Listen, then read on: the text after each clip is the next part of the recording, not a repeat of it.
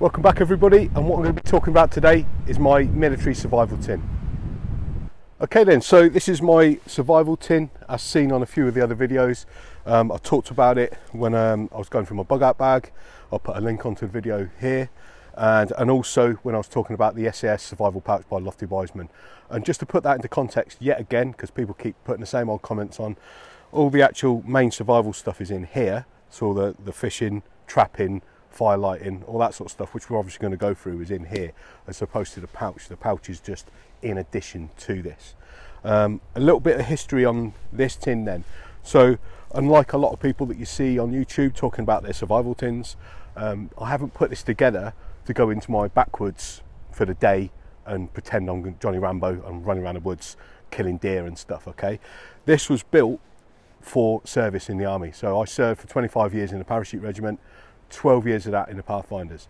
Part of that role was to go behind enemy lines and conduct surveillance, reconnaissance, strikes, stuff like that. So we were prone to capture troops, which means we have to carry something like this in case it all goes horribly wrong, in case we have to basically go on the run, live off the land, that sort of thing. Okay, so I actually went on the Army SERE course 3 times, built this tin, and obviously it's evolved over the years. I've had this tin for probably, I don't know, getting on for about 25 years now. So the contents have obviously been changed, it's been evolved, it's been upgraded over the years.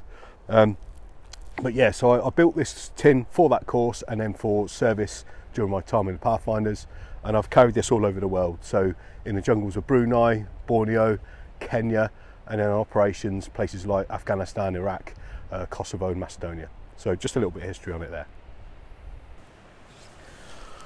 Okay then, so here's my survival tin. The dimensions of this is approximately 13.5 centimetres across, about 9 centimetres across, and about 3 metres deep, like so. Added to that then I've got a mylar blanket that adds, about probably half a centimetre in depth to it as well.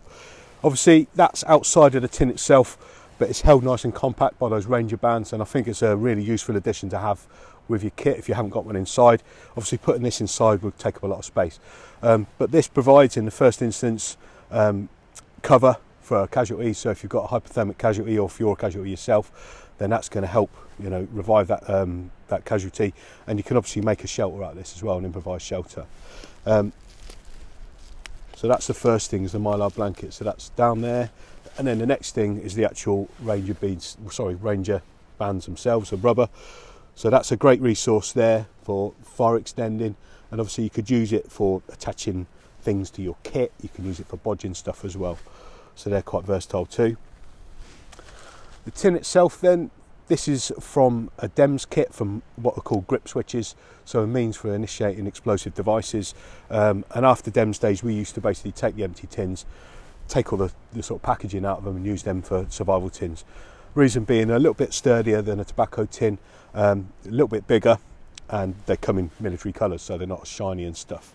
So then, going into the tin itself, first resource we've got is loads of tape on the outside. So what I've done is I've just basically plastered it with loads of black tape. This bit here obviously helps waterproof the kit itself, keeps it sealed, and you've got a fairly decent length of black tape there, which you can use for all sorts. You can close wounds, use it as a tinder bundle, you can use it for bodging things, stuff like that. Same with the other patches of the black tape there. You can see there's stuff starting to pop out of this.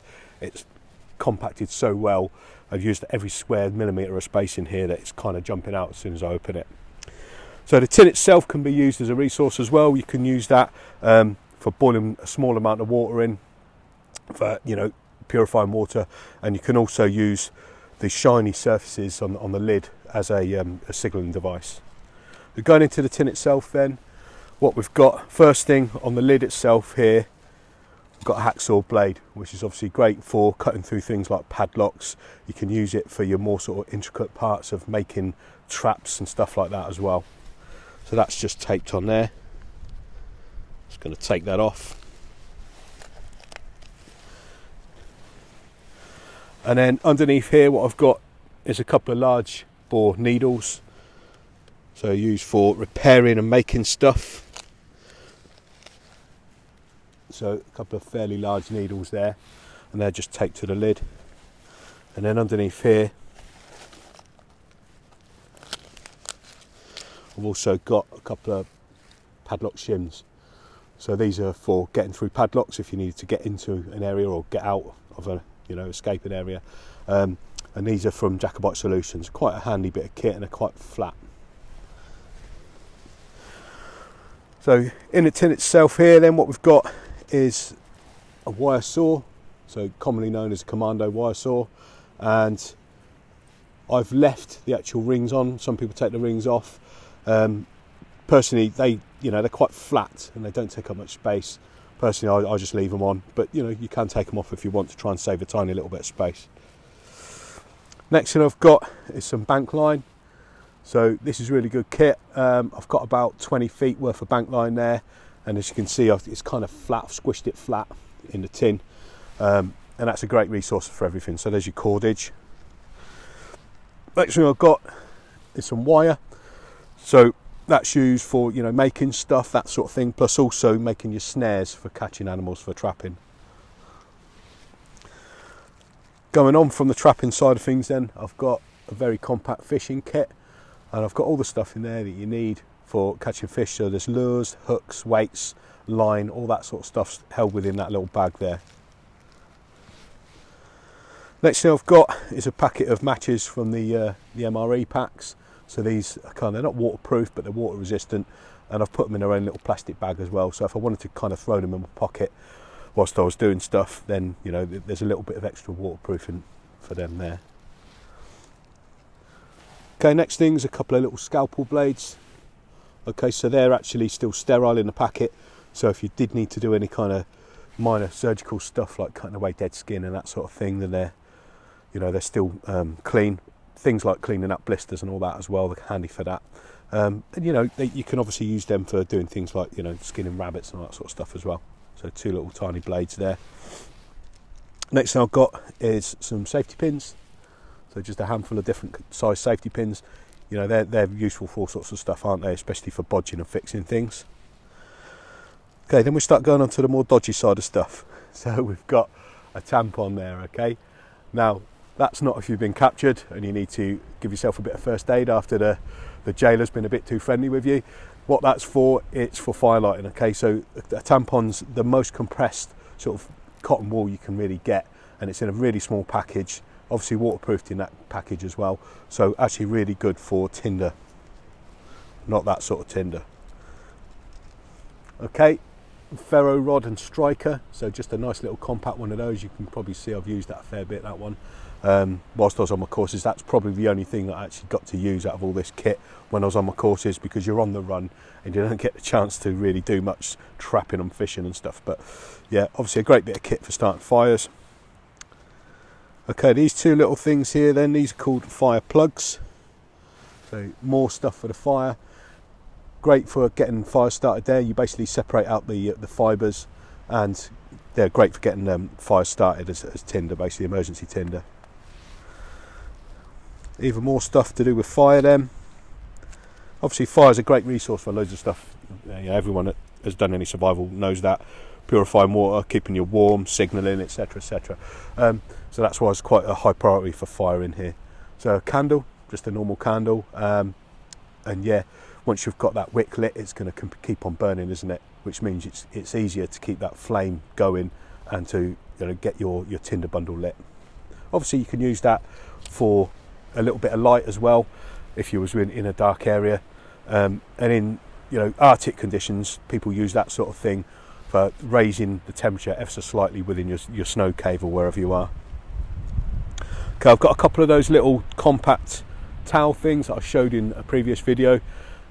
Great for lots of different stuff, for cleaning out wounds, for even potentially washing, minor medical things, and also for a bit of tinder there as well.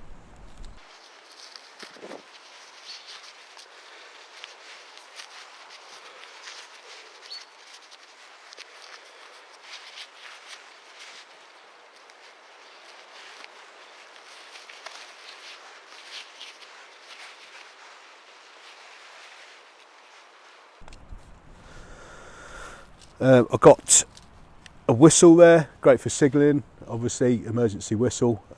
You expend a lot less energy using a whistle than you would shouting, so great for, you know, attracting people's attention. And then coming over to this side here, I've got a couple of these little wet fire tinder bundles. So I'm sure most of our American viewers will be familiar with these, but great little resource for tinder for starting fires. So I've got 2 of those. I've got an actual normal lighter, okay, and I've taped up the top there to prevent that from going off, you know, from something pushing against that within the pack, so it's good to go. Obviously you want to be using, in an emergency situation, your easiest technique if you can. So this, you know, if you're in the shit, you probably want to be using this in the first instance. Okay, I've got a small knife then.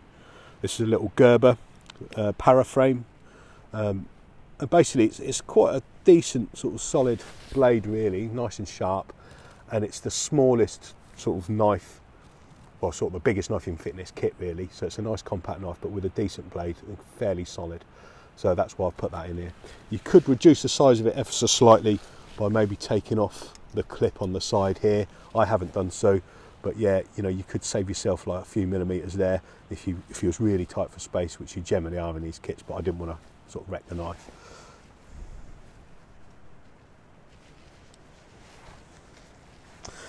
Okay, next thing I've got is a couple of medical bits and pieces. So I've got some anti-diarrhea medication. Anyone that's had diarrhea, especially in the field, will tell you that's a very bad thing to have, especially in a survival situation. You don't want to be crapping out everything you're putting into your body. So yeah, definitely a priority in my eyes for any medical kit. And then what I've got next is some painkillers, and you can probably see on there I've written on the packets of each the expiration date of each as well. So make sure that you know if you're going to put your stuff in your kit when your stuff expires, because you'll need to repack new stuff. That's all I've got in regards to medication. I know other people will want to have things like antibiotics, stuff like that, but basically that's what I've prioritised for my medication side of things. I've got a strip of water purification tablets for obvious reasons, and then I've got 2 packets of Diorolite, so again replacing your electrolytes and stuff, especially if you've had something like diarrhea, quite important. Next thing I've got here then is a couple of OXO cubes, so just a couple of sort of meat cubes, so they could be put in some water, boiled up, and just had as like a meaty drink type thing. It's great for squaring away your morale if you're in flipping, you know, rag order, if you're freezing cold. And you could use that for stock for what it's actually designed for as well. So if you had like a rabbit or something that you caught, you could use that to make more of a sort of stew type thing.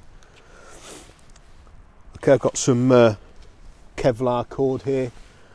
So great for repairing things and stuff like that. And that would obviously be used in conjunction with the needles I've got there. Okay, next thing I've got here then, this is a True Utility Nano Light. Very, very, very small light. Great little resource. I mean, look at the size of that. It's absolutely tiny, and it's actually quite bright. The battery's been turned in upside down inside the torch, so it doesn't go off accidentally inside the tin. And then what I've got there is some spare batteries for it as well. So you can see the size of that, pretty good. So that's obviously great for doing things like map reading in the dark, for signalling, for attracting attention, you know, all that sort of good stuff. Next thing I've got here then is a very small compass. So this is a little clip-on compass that you can use. You could basically attach this to your watch. You could put it around your neck on a cord, something like that. I did a little video on survival navigation and demonstrated, you know, how you'd use this. Not as easy using this as a normal compass, but a lot easier than just using the sun and the stars.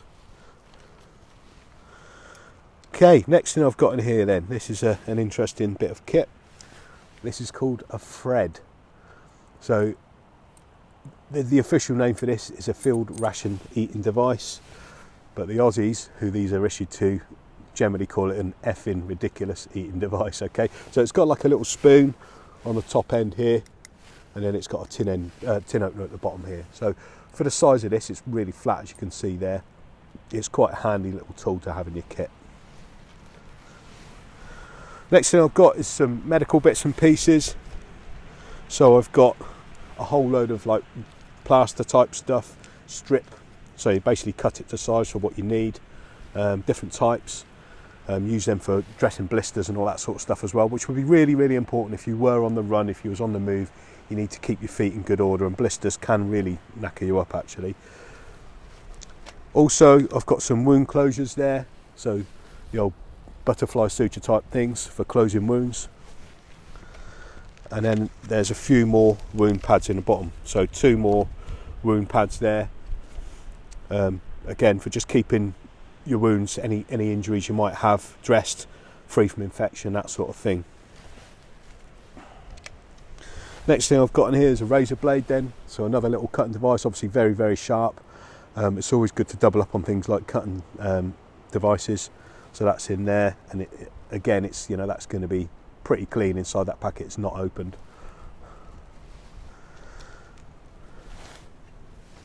Okay, these little things here then, some little mini glow sticks.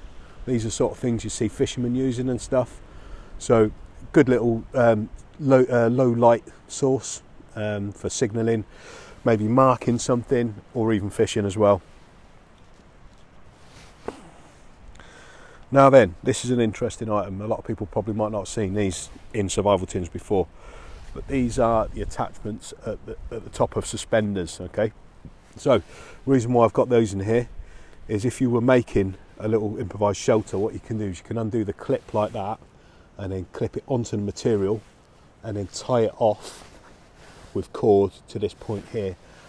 So a really good item for, you know, if you've just got a sheet of material that could split if you was going to put a hole in it, to tie to the apexes to actually make a little improvised shelter.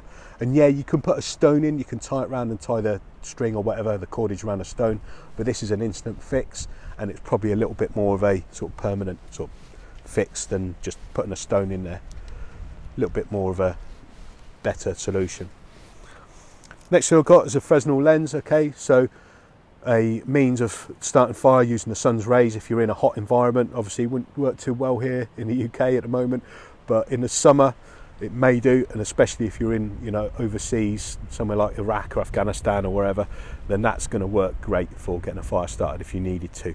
The other thing is, obviously, this is a magnifying glass, and if you needed to have a look to you know, on your body for a splinter or something like that, then that's going to help you. Okay, next thing I've got in here then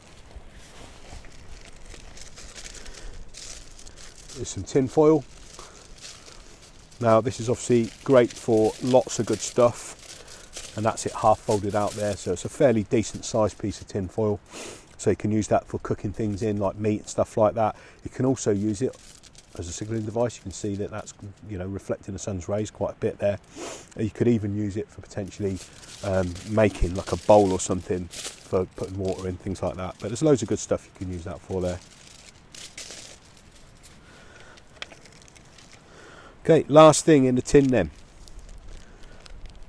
is this water bag from Wazoo. Okay, so this holds up to 1 litre of water, and not only can you collect and carry the water in these, you can also use it as a means of purifying water, because these bags are heat resistant. Now you wouldn't want an open flame touching this, but you can put it over, you know, embers, coals, that sort of stuff, and you can boil water in one of these bags. So this is made out of the same sort of material that they use for, you know, putting chickens in the oven, that sort of thing, so it's heat resistant.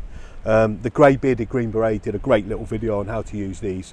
I'll put a link into this video for that. So that there is all the kit held within that tin. Okay, so organising the kit from the tin in categories then. What I've got going from your left to right is water collection and purification, and also some oxo cubes just to make up a little small drink. I've got hunting and trapping there. I've got kit repair along with a tape as well, and the various other bits of tape. I've got tools, so cutting tools and other tools within the tin. I've got navigation. I've got fire starting all there. Shelter building here. I've got just some foil for general use, cooking and stuff like that. I've got signalling here, and medical over on this side here. So that's all the kit contained within the tin. Okay then, so that's my take on a survival tin. And like I said at the start, this isn't, you know, something I've done for fun, for just a day out in the woods. This is something I carried for a long time during my military service. So just bear in mind, you know, everyone's got their own take on this sort of thing. Everyone's an expert on YouTube on survival tins. You know, all you 15-year-olds, I can't wait to hear your expert advice on what to put in this tin. But you know, everyone's got different takes on it, and no doubt some of you people out there will have ideas on extra things to put in, things that you wouldn't have put in yourself. But this is just based on my experience, okay? And yeah, my experience isn't as much as a lot of people out there, but I've got a little bit of experience on this sort of stuff. Just unrelated, what I would like to say is thank you a lot for people out there that have put my name out there, out on YouTube, especially to Bear Independent. Really appreciate that shout out you gave me the other night. So big thumbs up for that. Cheers, brother. And thanks again for all your likes, shares, subscriptions. I mean, that's over 4,000 now, you know, and only 5 weeks ago I had 1,000. So mega stuff for that. Stay tuned. I'll be putting more stuff on as the year progresses. If anyone's got anything you'd like me to cover, you know, shout up and I'll see what I can do. So cheers, stay prepared.